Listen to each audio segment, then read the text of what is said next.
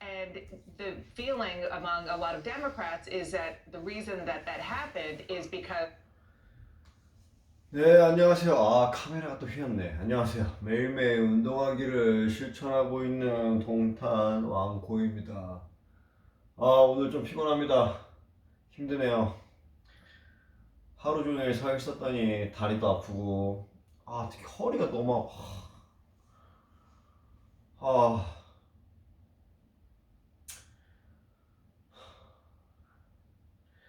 일단 스트레칭을 하고 팔굽혀펴기를 조금 해야 될 것 같습니다. 일단은 스트레칭을 위주로 좀 하는 하루가 되도록 하도록 하겠어.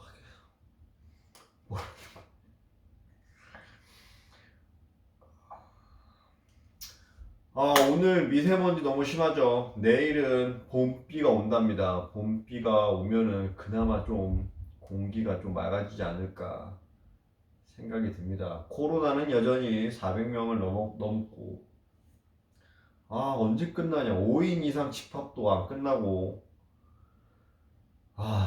진짜.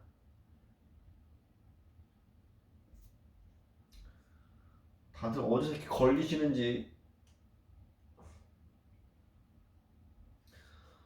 자, 스트레칭 최대한 하면서 팔굽혀펴기만 조금 하면서 운동하겠습니다.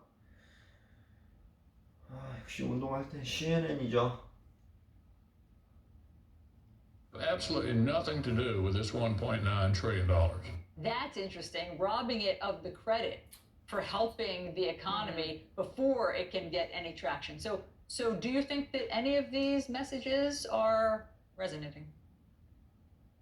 I think it's an all of the above strategy, Allison. The Republicans are trying to take all of those things combined to try to rob, as you said, Joe Biden credit and the Democrats credit for doing this once people start to feel relief economically, once people start to get the vaccines in their arms because there's money for that, once kids start to go back to school. I mean, there are other factors in that.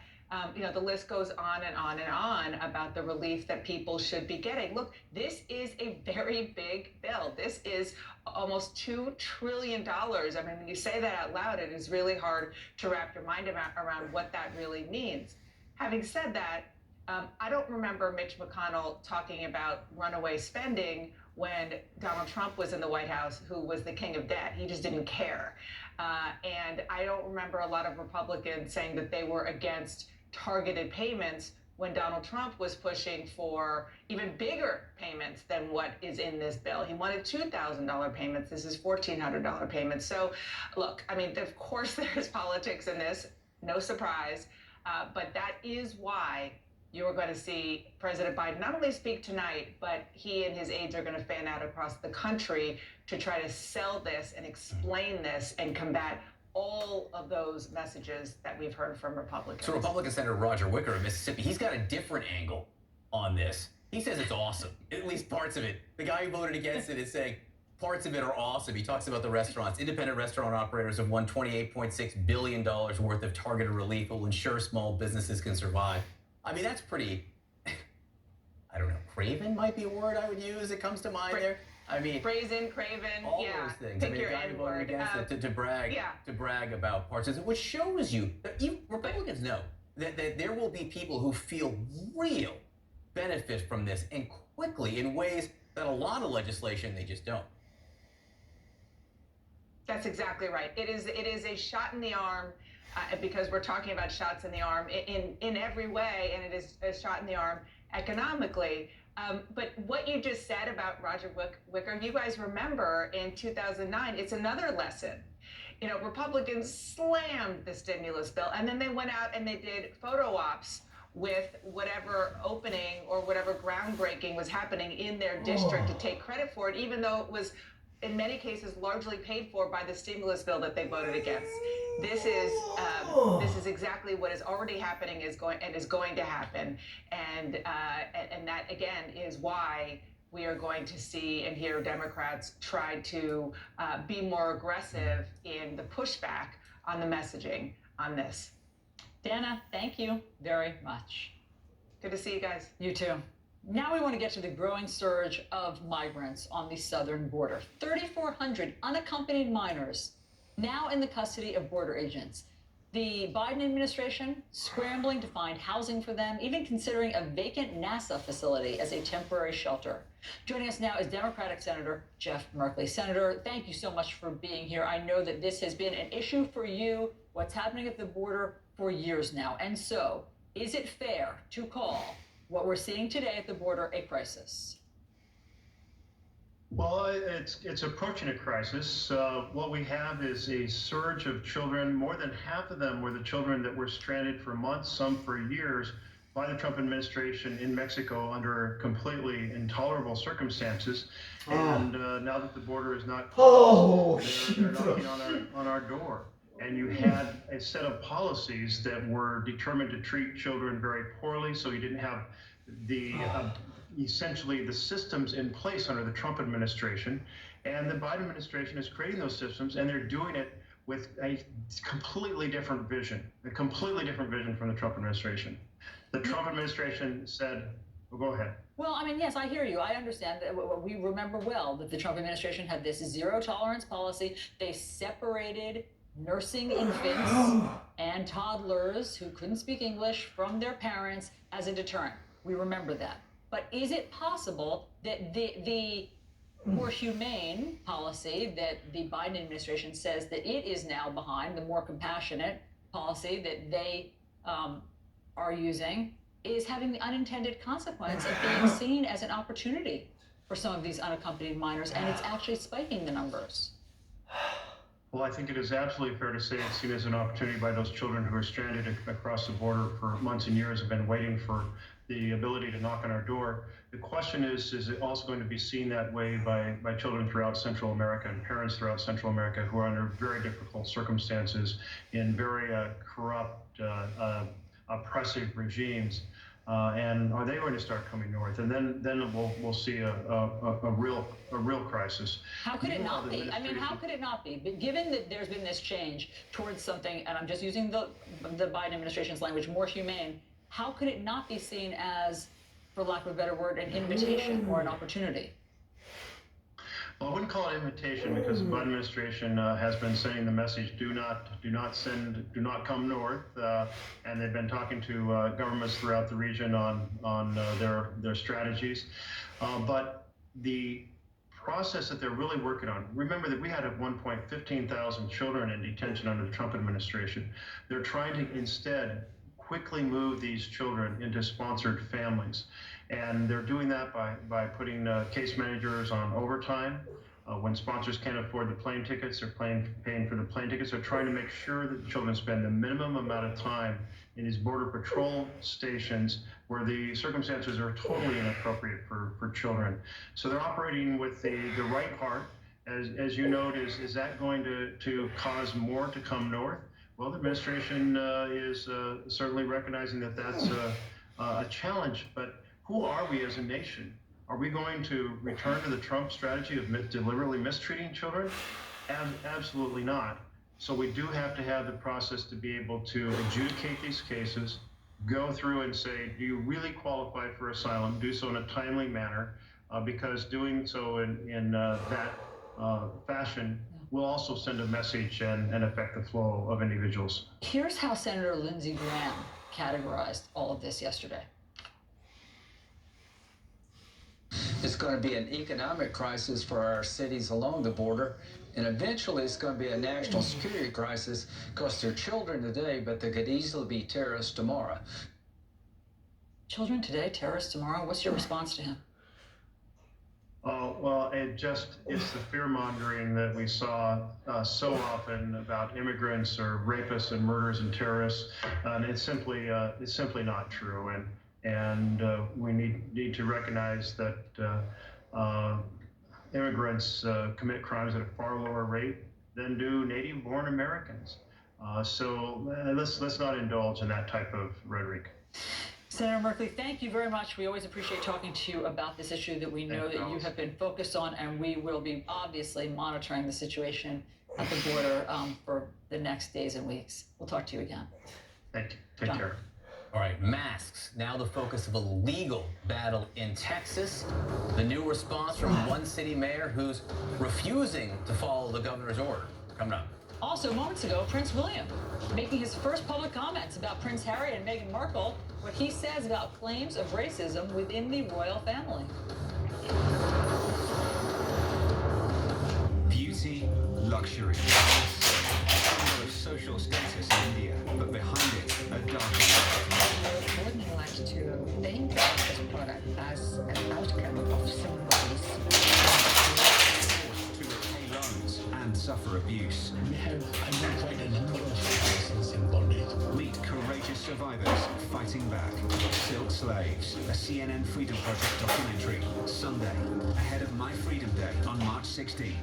Breathe, visualize, and be bold. When the sky's the limit, these business pioneers stop at nothing to innovate. My t-shirt is made from recycled plastic bottles. Shaking up trends and reinventing landscapes. Our big idea is turning desert sands into fertile soil. From producing an oasis in the desert to new frontiers in high tech, see the power of ideas in action. Think big. Sunday on CNN. All new Inside Africa. Follow the stories taking shape throughout the continent. Go inside the inventive minds, the evolving places, and the creative trends of the Africa you need to know now. Inside Africa, only on CNN. In association with Zenith Bank. Between North and South Korea. In Shanghai, China. The New Delhi in Beirut. In Riyadh. In Somaliland. Moscow and Downing Street. In Sao Paulo, Brazil. I'm Dr. Sanjay Gupta in Atlanta. This is CNN.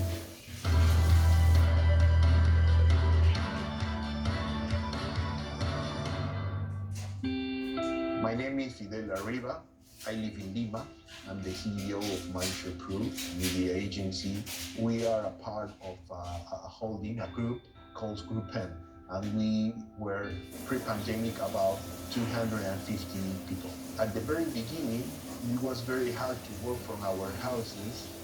Most of us were not prepared to deal with it, especially if you had kids. I have 2 kids, and that's the most difficult thing that many people of our agency have to deal. And we have people that was positive to COVID, and we have to support them and their families. It's a very hard situation for all of us. But we are resilient people, and Peruvians are very hard worker people.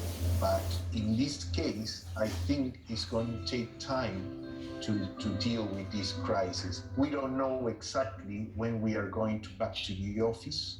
So for our people, we are trying to keep safe, as I said, and then to keep their jobs, supporting them also with the problems that they have. To open doors and to unlock secrets, it takes trust. This was the Duchess's first news interview. Trust that you'll be accurate and you'll be fair. It was unprecedented move, very eerie. All the roads will be closed off. The Apache attack helicopter. This is what Captain Wales has been flying. You want talks with them? Huge amount of police support. Rare access indeed. That's what it's all about. Max Foster, CNN. I'm Will Ripley in Tokyo, Japan, and this is CNN.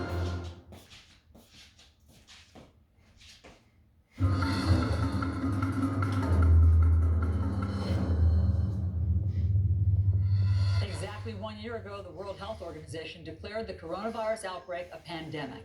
Since that time, more than 2.6 million people around the world have died. 1/5 of those deaths have been here in the US. And the US is still struggling to contain the spread of the virus and the new variants. But there is hope. More than 10% of Americans are now fully vaccinated. Joining us now is CNN Chief Medical Correspondent Dr. Sanjay Gupta. Morning, Sanjay, your thoughts? Well, what a year it has been. I mean, it's amazing when you sort of look at these retrospectives and sort of see it all put together. Lots of questions still remain. World Health Organization, as you mentioned, what was their role? What will their role be going forward for now and future pandemics? But also something you point out that, as a general rule, wealthier countries fared worse than poorer countries. Why is that? These are some of the questions we asked. The World Health Organization is finally calling the coronavirus outbreak a global pandemic. That was March 11th, 2020, and this word, pandemic, came to define our very lives. But it was months earlier that the World Health Organization was first trying to get our attention. I'm declaring a public health emergency of international concern over the global outbreak of novel coronavirus. The importance of that is that you raise the alarm before you're in a situation where the world is in a pandemic. Where do things stand? Maria Van Kerkhove is the WHO's technical lead for the coronavirus response. The worrying trend now are increases in Europe. Whether on our town halls or daily WHO news conferences, for the last year she's been trying to change the trajectory of the pandemic. Did countries respond differently? Did they have more resources? What happens when the World Health Organization raises these alarms? Every country is unique. It wasn't about rich or poor countries, it was about experience. It was about those countries that knew the threat that this was. They heeded our warnings. Van Kerkhove points to places like South Korea, Japan, Nigeria. They heeded those warnings and have managed to keep transmission relatively under control. But prepared or not, this novel coronavirus has been a tricky opponent. One of the important factors of learning about this virus was that people were most infectious at or around the time they developed symptoms. So the fact that people could spread this virus without feeling unwell was a game changer in that sense. But while infectious disease outbreaks typically crush poorer countries, this novel coronavirus has disproportionately affected many of the world's wealthiest nations. Close to 9,000 cases per 100,000 people in the United States, 156 deaths per 100,000 people. Compare that to India, where it's about a tenth of that, even though they have some of the most population-dense areas in the world. What accounts for this huge disparity between wealthy and poor countries? You can have really, really good medical systems in countries, hospitals, the best treatments in the world, but that doesn't make up for the fundamentals of public health. In public health, it's more about prevention. What do you do to prevent a situation from really taking hold, as opposed to caring for those who are sick? Now in the second year of the pandemic, the cavalry has arrived, but so has a more advanced enemy. So Van Kerkhove says we not only need to be nimble when it comes to these new variants, but stresses we also need to get vaccines to all countries. According to the People's Vaccine Alliance, rich nations are now vaccinating one person every second, while the majority of the poorest nations have yet to administer a single dose. Every life on this planet matters. Look at those images of planes arriving in countries around the world. If you are not touched by that, if you are not moved by that, we need to see why that is. But everyone on this planet deserves to be protected. Shot by shot, the world has started to see some hope. And for those countries who did heed the WHO's warnings, they are giving us a glimpse into a post-pandemic life. I see societies that are opened up. I see sporting events that are happening. I see a resilient community that is living their life, that has driven transmission down, in some situations to zero. But I see communities and governments that are at the ready. At the ready is exactly where the world will need to be, not only for this pandemic, but for future ones as well. It's almost overwhelming to look back, Sanjay, even as we need to look forward. And as we look forward, the questions are all surrounding the various variants, the one seen in the UK, South Africa. There is some reason to hope, Sanjay, particularly as you look at South Africa, that these matters are containable. What do you find? Yeah, no, I think that was a large point here. So take a look at this graphic. I think it tells the story. We talk about B1351. That's the South African variant. It started to emerge in October of 2020 in South Africa. It caused a significant, spike in cases, as you see there. But look, they've come way down. Why is that? Not because of the vaccines. Less than 1% of the country has been vaccinated.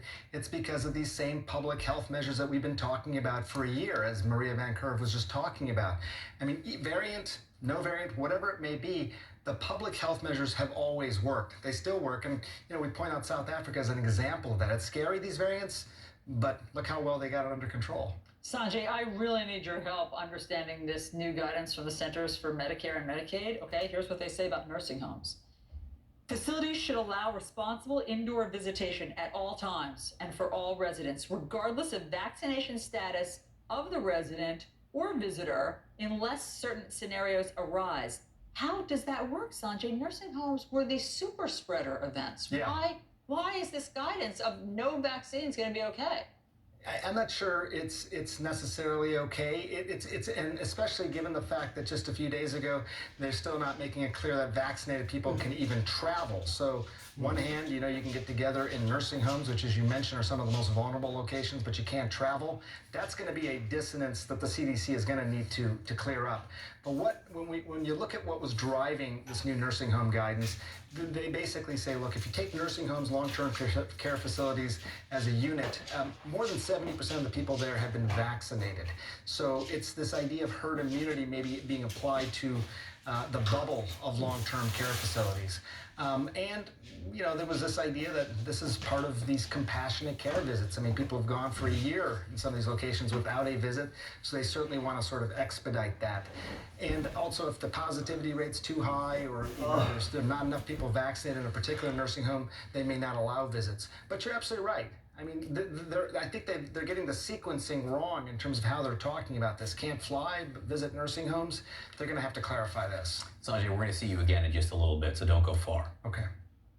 We want to remember some of the more than 529,000 Americans lost to coronavirus. Jesus and Maria Pina were married 51 years and died in Tucson just 8 days apart. Maria was an early childhood educator and Jesus a part-time pastor. Family members say because of their quick decline, Maria never knew Jesus had died, and Jesus never knew Maria was hospitalized. Virginia Capitol Police Master Officer Woodrow Dowdy served 33 years on the force. State officials say he had a relaxed but professional personality that mixed well with everyone from powerful politicians to lost tourists. He was 60 and leaves behind a wife and son. Richard Zuckernick had been teaching math in Prince William County, Virginia schools for 10 years. The principal of Garfield High says he formed strong bonds with students despite teaching virtually all year. His death comes less than a week before Virginia schools are required to have in-person learning plans in place. We'll be right back.